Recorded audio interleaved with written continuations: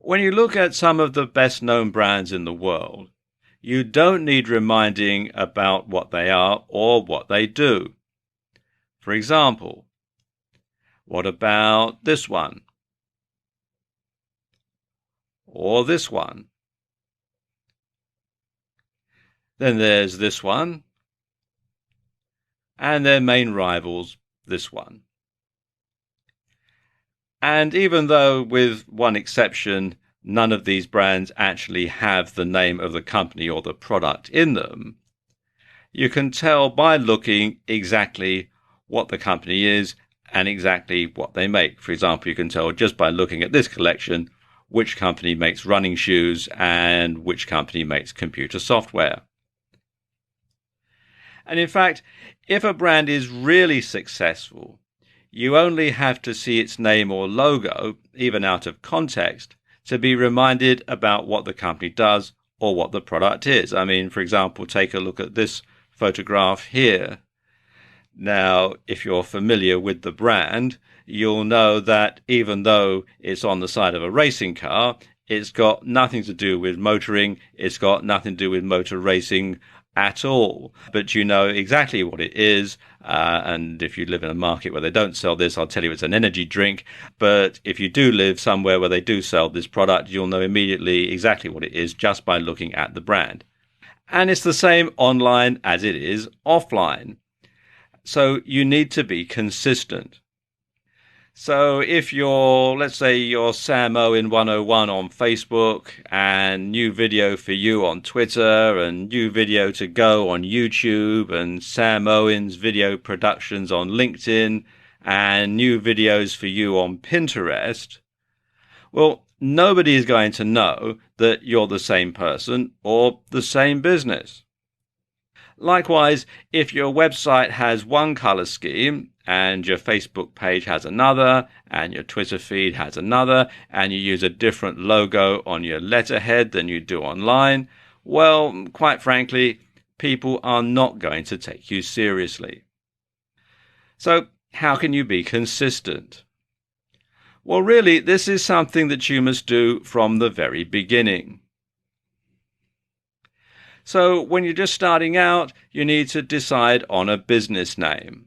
Now, of course, I suppose the obvious way is to just simply use your name, but that can be problematical if you ever decide to sell the business on to somebody else. You're also selling the rights to your name. So generally, if you plan on perhaps selling your business on later on, then using your name isn't a very good idea. What is a very good idea, though, is something that is descriptive of what you do. So if you make a particular product or you sell a particular service, then including that in your business name is a good idea. And likewise, you can also include keywords as part of your business name that will make it easy for search engines to find you, and it will sort of stick in people's minds that you are or your company is or does this particular thing, and it's a keyword that sort of lodges in their brain. Regardless, you should have something that's easy to remember, something that's not too convoluted, something that easily trips off the tongue, something that people can sort of lodge somewhere in their brain, and when they need your product, they need your service, they can simply think, yes, we can have so-and-so. Or, for example, you could have something cryptic. Probably the best example of this that I know is Nike, and Nike was the ancient Greek goddess of victory. So, of course, a bit cryptic there. They were sort of thinking, well, Nike, victory, wear our shoes, cross the finish line first, that sort of thing. Something else that you really do need to do is to make sure that nobody else is using it. If you go to a whole lot of trouble of setting yourself up with a business name and then you find that actually somebody else is using it, you're going to have to start all over again. You also want to make sure that it's not deliberately confused with another more established business. And I'll give you a real life example here. Here in the UK, there is a chain of pharmacies and drugstores called Boots, Boots the Chemist. And they are a regular presence on just about every high street and shopping mall in the country. Now, I know of this guy whose name was Booth, and he started a chemist shop. He was a pharmacist by profession, and he started a chemist shop, and he called it Booths the Chemist. Well, Boots the Chemist weren't very happy about this, and I'm told that they got him to change the name of his shop so that it couldn't be confused with theirs. So you do have to be very careful when choosing your business name that you can't purposely confuse it with another company. Something else you should do is to have the same color scheme. So you want to have the same color scheme on all of your social media sites. You want to have the same color scheme on your website, and also offline. If you run a bricks and mortar business, you want to make sure that your letterhead, that your signage, if you have a van, you want to make sure that it has the same colors as the rest of your business, so that you've got a completely seamless association in the customer's mind between those colors and you. You also want to have the same logo, and this is very important because, like I was saying earlier in the video, people will associate the logo with you. So you need to make sure that it is the same across all social media sites. And it's a good idea to get it professionally designed. You can find someone to design a logo for you on Fiverr.com. That's Fiverr with 2 R's. And this is a site where people will do all sorts of stuff for $5 or for multiples of $5. And you can see here I've done a search for logo design, and there are quite a number of different people offering this particular service. You should also have the same handle or username on all of your social media. Like I was saying earlier in the video, if you're one name on Facebook and a different one on Twitter and a different one on Pinterest, then people aren't going to know that you're the same person or the same business. So it's a good idea to go through and register an account on all the different types of media, all the different social media platforms, even the ones that you don't plan on using. Primarily because this will stop other people from hijacking your name and trading off your goodwill. Likewise, you should register all the extensions of your domain name. So you want to have your domain name .com, .net, .co, .tv, .co.uk, .com.au, etc., etc. So finally, you want to get things set up so that whenever somebody sees your logo, hears your business name, or sees your handle, they'll automatically think of you. And then you know that they've become true fans. In this video, I want to talk about ways that you can grow your Twitter fan base. Now, Twitter is a fantastic tool for marketing and getting more fans and followers. But most people don't use it correctly. And you must make it easy for your fans to find and follow you. And this means having the same branding as on other sites. Now, for example, let's say you run a site in the fitness niche called Ultimate Fitness Supplies, and you supply home gym equipment, say. Well, you would want to call your business obviously Ultimate Fitness Supplies. You would have your website ultimatefitnesssupplies.com. On Facebook, you'd be facebook.com/Ultimate Fitness Supplies. On Twitter, you'd be at Ultimate Fitness Supplies, and so on. And you keep that up all the way across. Something else that you should do on Twitter, and it's very simple, but surprisingly people don't, is to simply ask people to follow you. And if you place a Twitter button on your website and ask people to follow you, well, that's usually enough. But if you find people still aren't signing up, it could be because of one or two things. First of all, either no one knows that it's there, so you'll need to make your sign up button a bit more prominent, or you're not providing enough incentive for people to want to sign up, and this can be a big problem. So instead of just leaving it to chance, why not say in the occasional blog post something like, to stay up to date with all our latest content and special offers, please follow us on Twitter. Or for exclusive special offers, follow us on Twitter. And then occasionally perhaps you might tweet a coupon code number to your Twitter fans that they can use to get a discount when they come to check out, if you have a shopping cart site, that sort of thing. So it gives people a really good incentive to follow you on Twitter because there's something in it for them, as well as being able to receive all your latest tweets. Now, something like this might just be enough to draw attention to your Twitter feed and get people interested.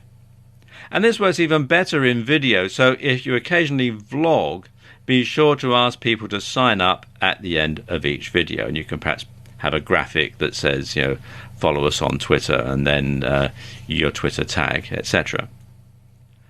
And once you have a decent number of followers, then you can use the option to have this number displayed. And this can be really powerful because people love to follow the herd. And you can create a follow button quite easily on this site, which is publish.twitter.com, and just simply enter your Twitter URL in here and follow the on-screen instructions. But of course, the best way to get people to follow you on Twitter is to simply deliver quality content that people want to read. But unfortunately, so many people get this one totally wrong. So let's look at these particular tweets. And let's say again that you're in the fitness niche. Something like this, do you want to get in shape faster? Try our hashtag chin up, hashtag bar, hashtag fitness, hashtag hypertrophy. Running in a marathon? Make sure your hashtag training, hashtag shoes are up to the task. We're offering a 10% discount to new clients for this month only. Sign up now at, and you've got the bit.ly URL there, hashtag deals. Our dumbbells come in a range of weights and sizes, hashtag dumbbells, hashtag weightlifting. You get the point. So what's wrong with this exactly? Well, it will be quicker to ask what's right with it. I mean, think about it. Would you follow that kind of a Twitter account? What would be the point? If you were an existing customer or fan, seeing adverts for something you were already using wouldn't offer much value. And if you weren't an existing customer, you'd probably be frustrated and annoyed by all the constant nagging. So the question you need to ask yourself is, what would your customers want to read? So put yourself in your customer's shoes, and seeing as we're on a fitness theme here, put yourself in their running shoes. What would they like to know about? Well, as you're in the fitness niche, you could provide fitness tips or workout advice, diet ideas, etc. If you run a blog on martial arts, then discuss moves in your favorite martial arts film. Think of each tweet as a mini product and try to ensure that the reader benefits from it in some way. Now, whether that's by being entertained or by learning something, it doesn't really make a lot of difference. Also, for business niches, industry news can also prove very popular. Another approach to take is a little less on the nose. Instead of directly discussing your niche, your industry or your service, you can talk about the lifestyle of people involved with your topic instead. Try and sell the idea that you're all part of a community and tweet about subjects that might inspire or subjects that your audience can relate to. And you don't have to come up with original material every time either. You can retweet tweets from other leading players in your niche. And this helps to build a sense of community, and it tells followers that it's okay to retweet your tweets too. And of course, then you'll spread your word much further and wider than you would do if it was just to your own followers. So there you go, just a few ways that you can grow your Twitter fan base. In this video, I want to give you some tips on building a massive YouTube following. Now, why is it that some YouTube videos get so many views they practically break the counter, yet others get seen so infrequently the page looks like Tombstone before the Outlaws ride in? And how come some YouTube channels have many thousands of subscribers and their video stats hit four figures within a few hours, whereas others might get 1 or 2 subscribers a year and their videos never get viewed 100 times before they get taken down? Well, there are a number of different answers to that question. And while you might not have as many views and subscribers as Gangnam Style, you can certainly build a solid following and get a decent number of views for your videos. The main determining factor for how popular your videos are going to be comes down to your niche, and some niches are more popular than others. In general internet marketing, the biggest niches are fitness, dating, self-help, and making money. But some of the most popular subjects for YouTube videos outside of those big internet marketing niches are gaming, makeup tutorials, grooming and style, travel, technology, fails, cats, DIY, comedy, and lifestyle vlogs. So you need to pick a niche that's going to be popular, but often the most popular niches are the most competitive and oversaturated. So if you do a series of videos on how to do the perfect workout routine, you're going to be up against some fairly big names who already have a massive following, and you'll find it very hard to compete. So what should you do? Well, one thing is to pick a popular niche, but concentrate on a particular aspect of it. And this is known as niching down, or niching down, as some people pronounce it. So let's say you're in the golf niche. Instead of doing just general golf videos, you could do tutorials on how to hit the perfect swing or do the perfect putt. You could show how to hit with each type of iron or wood, or you could have tips to play different holes at different golf courses or different links. And of course, when golf goes wrong, it's always a good topic for humor. Or why not pick an obscure sport like handball? Now, it's not as popular, so it's not as competitive, or at least off the field anyway. But there's also not much out there. So videos on this topic do rack up an awful lot of views fairly quickly. But of course, it doesn't matter how good your content is. If you can't get people to your channel, no one's going to see it, so there's not a lot of point. So how can you get a lot of people to your channel quite easily? Well, a keyword-rich description and title will help YouTube to determine what your video is all about. And so when people type in what they're searching for on YouTube, YouTube will go through, they'll use the keywords, and they'll pull yours out, and it'll come up either in the listing or in the suggested videos at the side. Something else you can do is, if your video is scripted, be sure to include plenty of keywords and then upload the script to YouTube so that it can be used for subtitles and closed captions. And then that will help YouTube also to decide exactly where your video is and exactly what your video is about. Now, some good tools to find keywords are the Google AdWords Keyword Planner. This is quite a long URL, so if you just go to Google and type in Google AdWords Keyword Planner, you'll be directed to this site. Or something a bit more in depth, you can use Market Samurai, which you can find here at marketsamurai.com. And this is a paid-for solution, although there is a free trial offer running at the time that I'm making this video. Something else you can do is use other social media to drive traffic. So tweet about your video upload on Twitter, just sending a tweet saying I've uploaded a new video, and then the URL can also get people to look at it, just out of curiosity, really. Or you can post it on Facebook. Or you can share it on sites like Reddit or Google+. And Google+ is actually very good because Google owns YouTube and they also own Google Plus. So there's a lot of synergy between the three areas. So if you've got something on YouTube, you can put it up on Google Plus as well, and it'll also show up very well in the Google search engine rankings. Something else you can do is to embed your YouTube video onto your blog as part of a blog post. And if you have a WordPress blog, this is actually very easy to do. You just simply embed the URL and WordPress takes care of the rest. And you should also make it easy for others to share your video on their sites.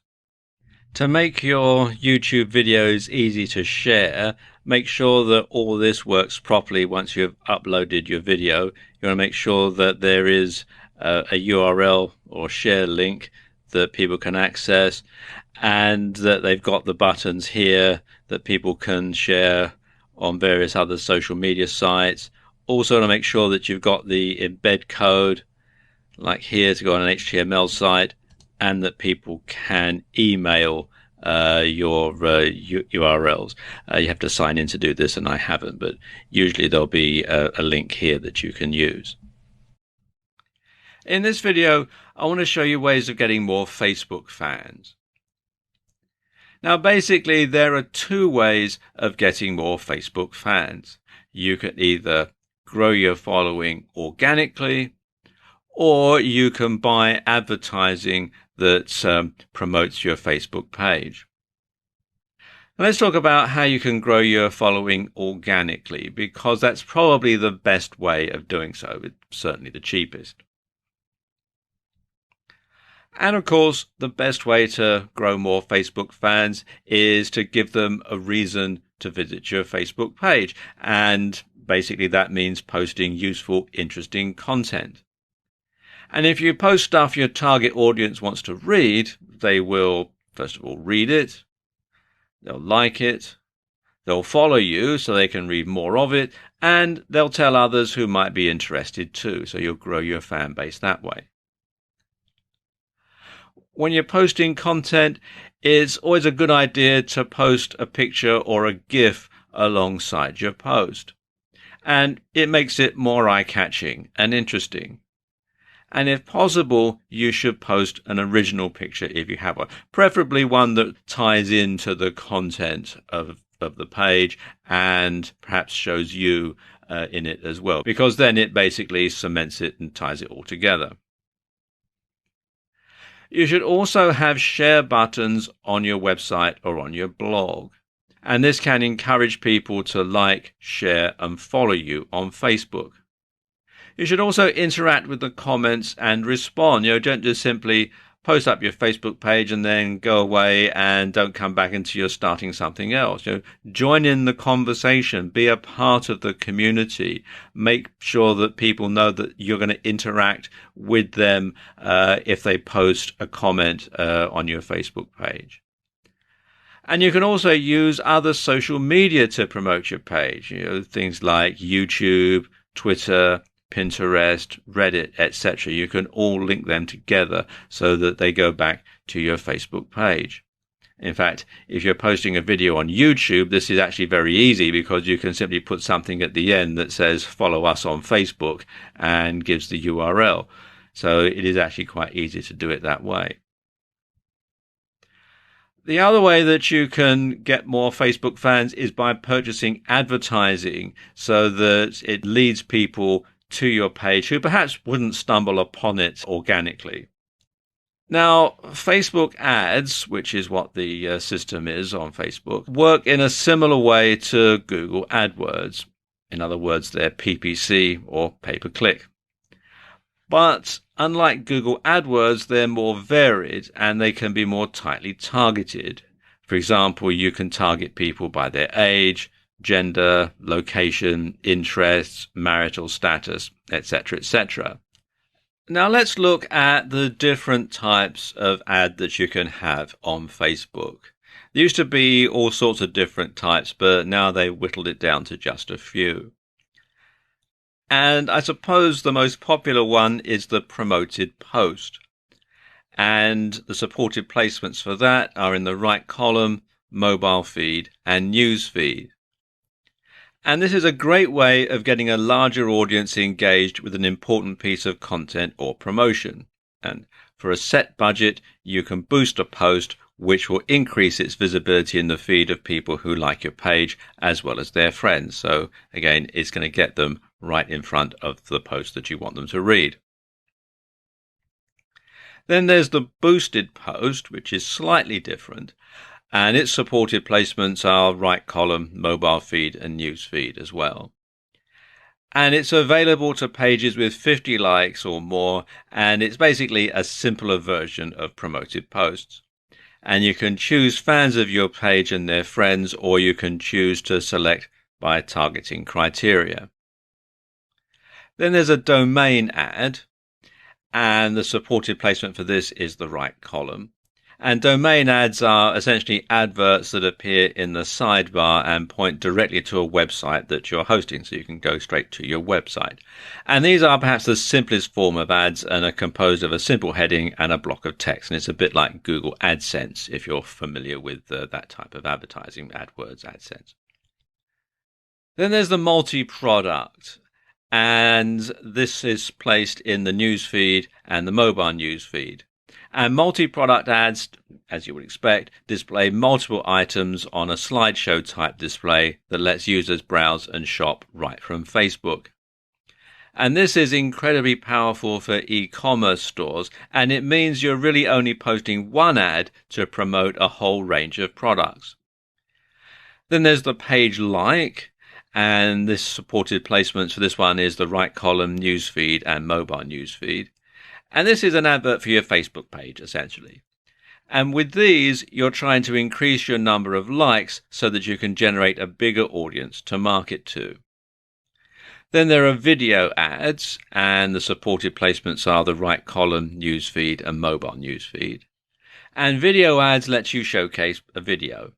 And these are good for getting likes, and they're powerful for video marketing. Then there are app ads, and the supported placements are the right column and the news feed. And if you have built a branded app for Facebook, then this is how you can promote it and encourage downloads.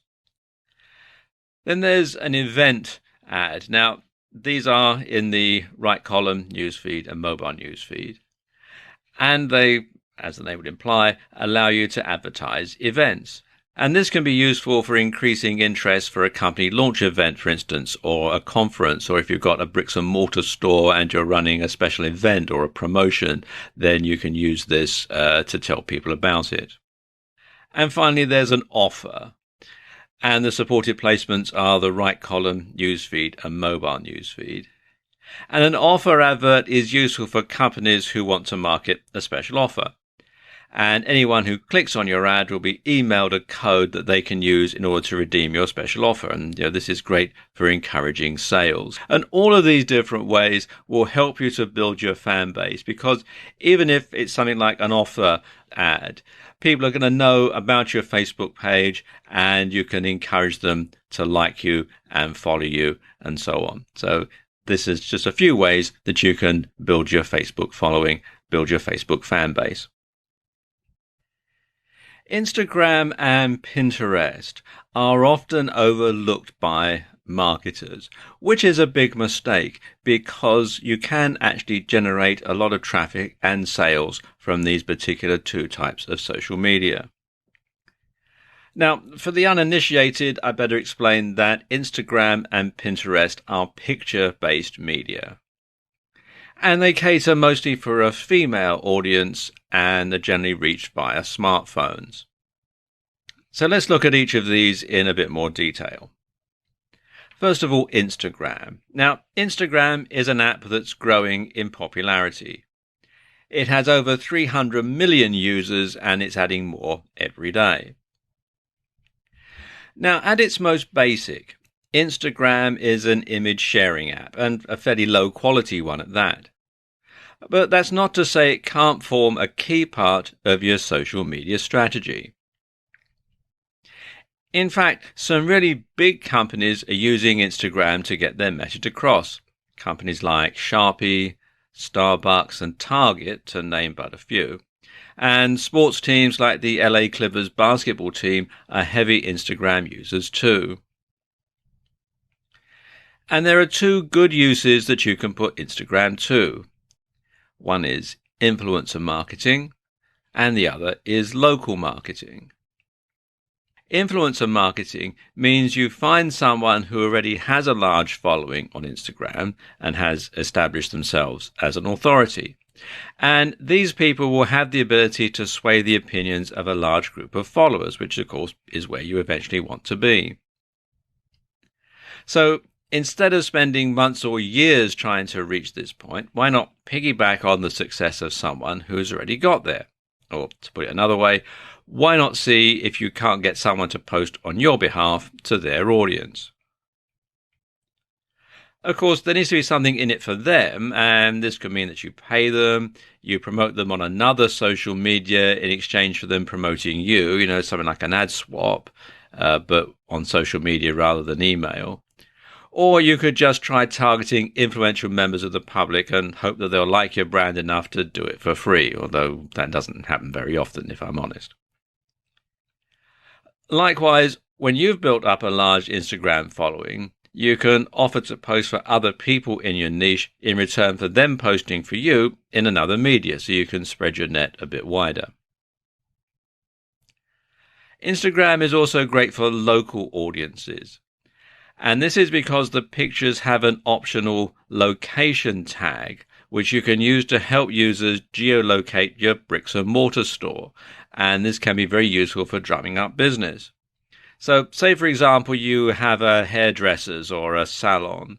You could ask your clients if you could take a photo of them with their new hairdo and post that on Instagram, and ask them to do the same if they have an Instagram account. So you're going to spread the word out to all their friends and followers. Now, Instagram is a perfect match for Twitter, as the two sites use the same type of hashtag, and it's easy to link an Instagram photo into a tweet. Then let's talk about Pinterest, because Pinterest is slightly different. It's still based around pictures, but they use it in slightly different ways. Essentially, Pinterest works by creating mood boards, and a mood board is essentially a collage made up of images and other materials that you've either created yourself or you've found on the web. For example, one of the most popular types of boards that users will create are wedding boards.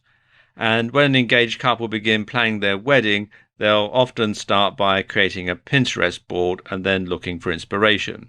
They'll look at boards created by other users and search for ideas for wedding dresses, wedding locations, table decorations, wedding cakes, suits, etc. Or they may create separate boards for each of those things. And there are many ways that Pinterest gets used by marketers. For example, you could showcase a new web design or app UI. You could have ideas for interior design. You can put together inspirational images to get people to keep fit if you're in the fitness niche. You could have things like moves or goal physiques, etc. You can keep customers updated with your brand in a more visual way.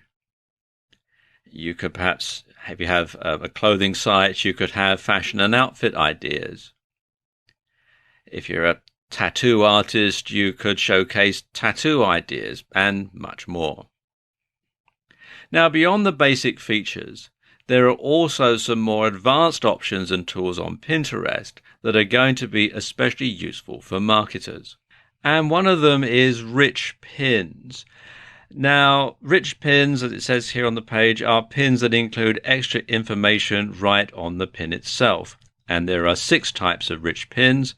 There's app, movie, recipe, article, product, and place. And if you come here to this page, business.pinterest.com/en/rich-pins, you can see it explains all about them, and you can click the links to get more information in detail on all of them. Finally, Pinterest also provides a large amount of analytics data. Now, to get this, you'll need to convert your personal account to a business account, and at the same time, you'll need to verify your account. From there, you'll be able to see what pins are getting pinned from your website or your blog. This in turn lets you see which content is really performing well and engaging your audience. And there are other advantages of making this switch too. Can you promote your blog or business with a personal account? Well, of course you can, to an extent, but there are some considerable advantages of making the switch. To start with, Pinterest actually requires you to make your Pinterest account a business one if you intend on using it for profit. A brand new feature of Pinterest is Pinterest Ads. And as the name would suggest, it enables you to actually buy advertising on the Pinterest platform. And this is brand new, so not very many marketers are using it at the moment. And you can find out more at ads.pinterest.com. So there you go, just some ways that you can use Instagram and Pinterest in your marketing mix. LinkedIn is a much smaller social network than the likes of, say, Facebook. But that's its strength. You see, LinkedIn is exclusively for businesses and business people. Here are a few stats. 1 out of every 3 professionals is on LinkedIn. LinkedIn is the world's largest professional network and gives you access to the largest group of influential and successful individuals anywhere. As of 2015, the last year of which statistics are available, LinkedIn had 364 million members. And LinkedIn continues to grow rapidly. At the same time the previous year, the site had 296 million members. LinkedIn has members in over 200 different countries, and it's one of the oldest social networks, having been formed in December 2002. So even if you're not in a business niche per se, it still makes sense to be on LinkedIn. And you can target business people for leisure niches and big ticket items, and you can network with other marketers. And that's LinkedIn's biggest strength. It's a network. It's a tool for self-promotion, giving you access to a gigantic network of contacts operating within your field, and it gives you the means to reach them, to work with them, and to be seen by them. Now, when it comes to marketing, you can use LinkedIn to increase awareness, to build brand loyalty, to create a more professional impression for your brand and for your services or your products, to promote a website and gain SEO or social media marketing benefits, to find potential clients and customers, and to build leads and keep in contact with them. So when it comes to creating your LinkedIn strategy, well, the best place to start is actually the beginning. So if you haven't done so, come over to linkedin.com and sign up. And the first thing that you'll need to do is create a profile. And there are 2 types of profile that you can create on LinkedIn. The first is your own professional profile, which would be a profile for you specifically. And the second is the profile that you'll create for your business, which is where you'll promote your brand instead of yourself. Now, to begin with, you'll want to start your personal profile on LinkedIn. And what this is going to do basically is act as a springboard for your other activities. And so the idea is to sell yourself and make yourself look professional and accomplished while you're doing so. Now, I won't go through the entire procedure here as it's pretty straightforward. Nevertheless, it's best to write everything out ahead of time on your word processor so that it reads well and it places you in the best possible light. Now, your profile is basically your CV or resume online, so you need to be consistent and make sure that what you say stacks up. Bear in mind that people will look elsewhere online to verify what you put here, and any contradictions with information that can be found elsewhere will destroy your credibility in an instant. Once you've made your LinkedIn profile, the next thing you'll want to add is your company page. And this is basically like a profile, except you'll be writing about your business rather than about yourself personally.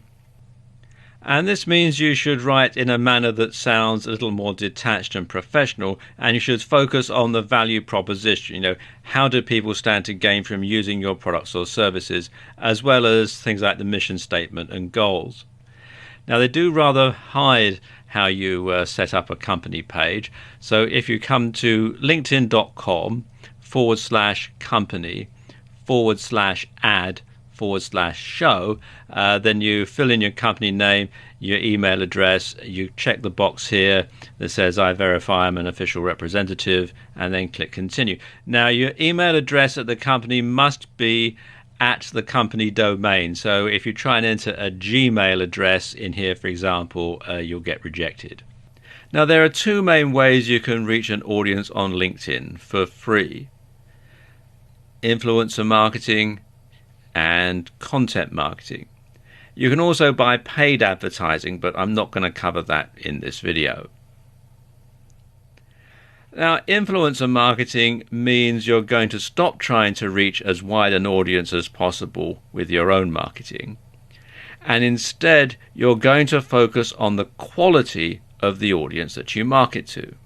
Now, this might mean focusing on one individual and getting them to promote something that you have to say.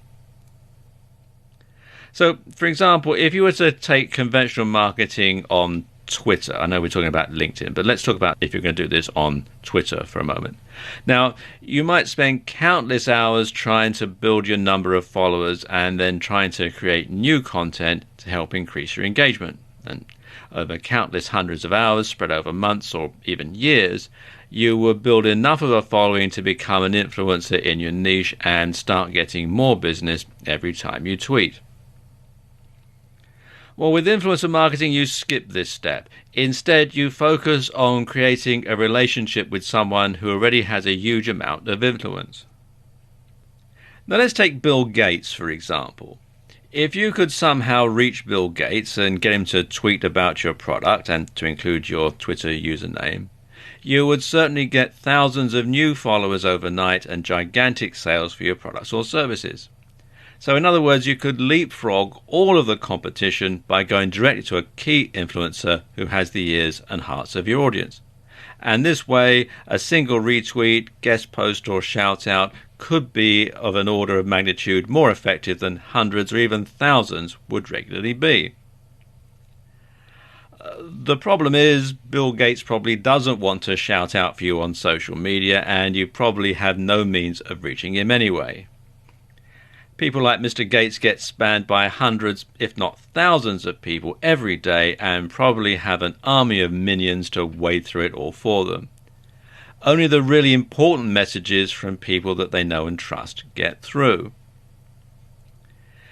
And here's where it's easier to contact people via LinkedIn, because this is where LinkedIn's degrees of separation come in.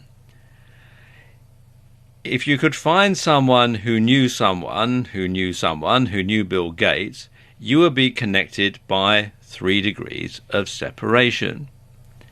And like I was saying earlier, this is where the fact that LinkedIn is a network can be very helpful, because anyone who is connected to you by 3 degrees of separation or less will show how you're connected to them when you view their profile and when they view yours, of course.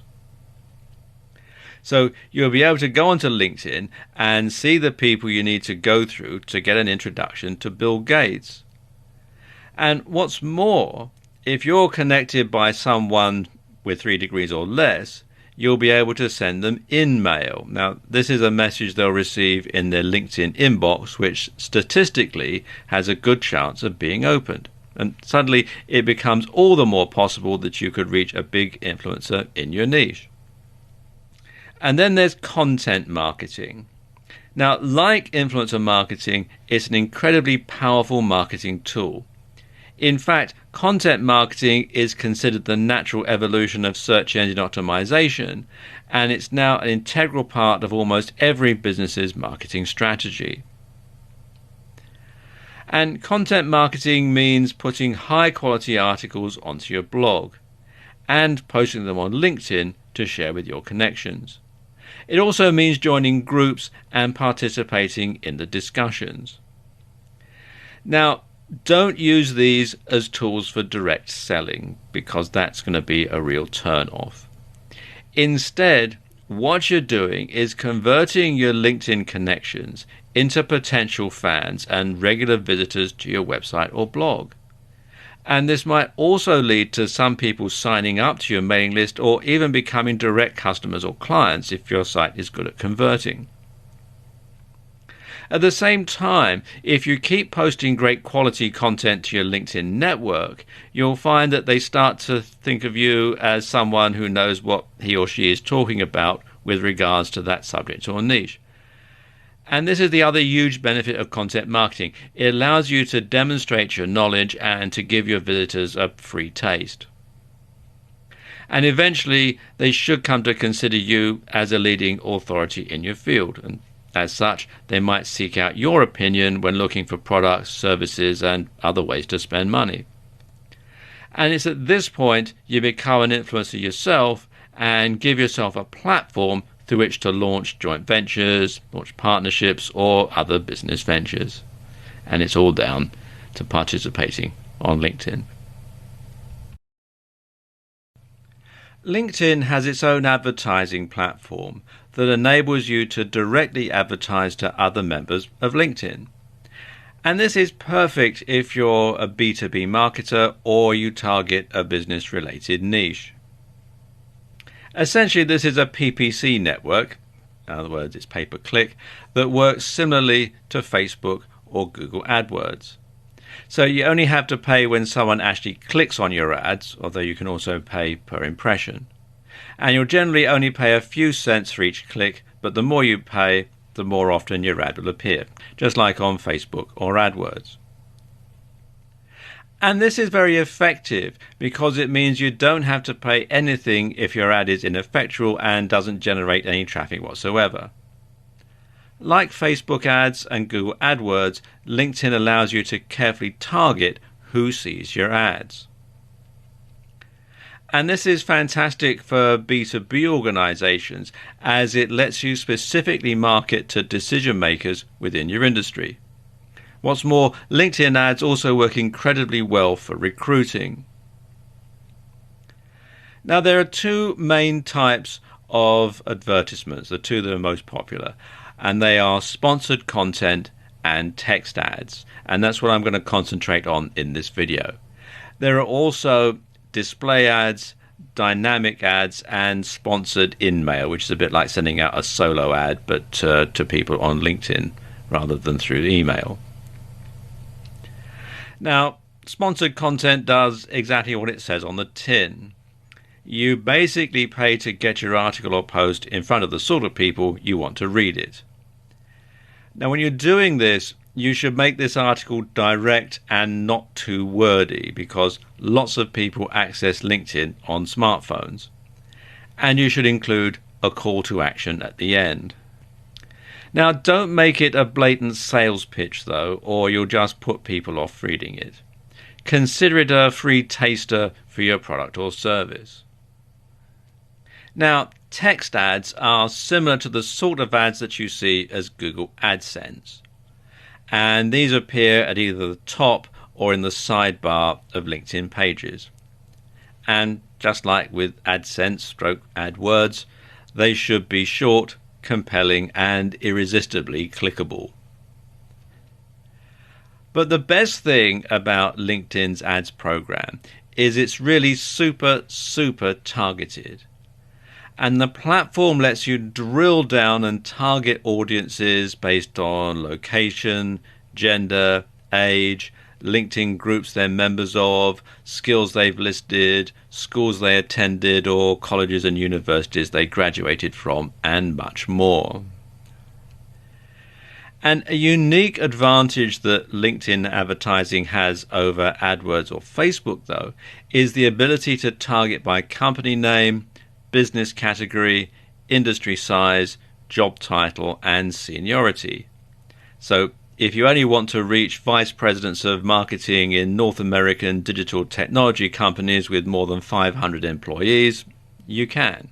And you can read more about this in some detail at business.linkedin.com/marketing-solutions. Now, the exposure you'll get from LinkedIn ads is not as great as you get from Facebook or AdWords, but for the right business model, it's definitely worth considering. In some ways, the slightly less popular nature of this platform can work in your favor, as there'll be less competition. One of the most phenomenal growth areas in recent years has been in the area of sharing photos and short clips as a tool for social communication. It's a great way to build an audience for your website or blog, and a fantastic way to show off your product or service to people.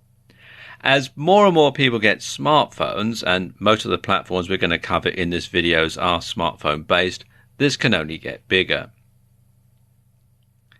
The main platforms that we're going to cover in this video are Snap, which was formerly known as Snapchat, Vine, and Periscope. Now let's take a look at Snap. This used to be called Snapchat, but it recently changed its name and it's going into hardware as well as software. Now, Snap works with a very specific media for communicating with users. And there are a couple of differences that make this platform unique and one of the most interesting social media platforms in use today. Like using photos and videos to communicate with other people. While Twitter and Facebook and most social media platforms mainly communicate with text, the only text you'll find here is the captions on pictures and videos. Another difference is that when you post your pictures and videos, they'll generally last for only 1 to 10 seconds, although you can post stories that can last up to 24 hours. Then they vanish like a ghost, hence the logo. And it's better to use stories more than snaps to advertise your products or services, because obviously they stay around for longer. So think of a story like a viral video. If you make it overly promotional, well, quite frankly, it's just not going to work. So you want something clever, something that no one has ever seen, and something that evokes emotion. And this will make people want to share the story with their friends, and it'll give you the exposure that you're looking for. Creating good stories will also make people want to follow you. So every time you create a story, keep in mind that you're both trying to get people to follow you and you're trying to get your product or service out there. If you want to get a good idea as to how stories work and which ones are most popular, check out some of the Snapchat stories, and they still use the old name at the moment, on BuzzFeed.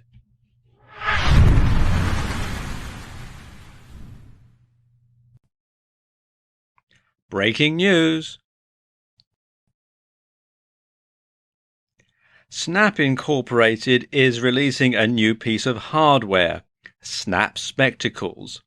These are glasses with a built-in camera. Simply tapping on the side of the glasses will record 10 seconds of video footage from a first-person perspective. So now you can record video just like you're looking at it. It's almost like having a GoPro strapped to your head. Can you imagine the possibilities this is going to unfold? Now, the company will be releasing the product to the market soon, so best to set up a Google alert to keep informed of the latest developments. Then there's Vine. And Vine is a social network where people can share 6-second looping videos. Twitter thought so much of it, they acquired it for a reported $30 million. And that was before its official launch. As of December 2015, the last statistics that are available, Vine had 200 million active users. And users' videos are published through Vine's social network and can be shared on other services such as Facebook and Twitter. And Vine's app can also be used to browse through videos posted by other users. Now, when you're using Vine, the camera only records while the screen is being touched, and this enables users to edit on the fly or create stop motion effects. And there were some additional features added to the app in July 2013, and these include grid and ghost image tools for the camera, curated channels, including themed areas and trending topics or users, protected posts, and the ability to re-Vine videos on a personal stream. Your approach to marketing on Vine and Periscope, which we'll get to in a moment, should be similar to your approach to Snap.